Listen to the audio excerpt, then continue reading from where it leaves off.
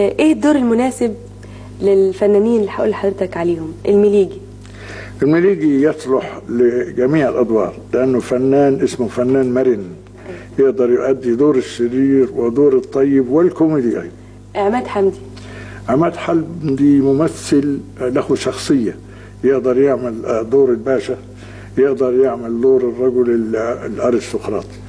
رشدي أباظة ده عفريت، يعني ينفع في كل حاجة، يعمل كل الأدوار، لكن أنصحه أنه يفضل على أدوار الشباب وبلاش يعمل أدوار الشباب وفي نفس الوقت أدوار العجائز، لأنه كل المعجبات عايزين يشوفوا شاب. فريد شوقي برضو من أولادي. هو أنا أفضل جدا أنه أشوف فريد شوقي في دور الشخص المكار أو الخبيث أو الجانجستر. هذه الألوان. فؤاد المهندس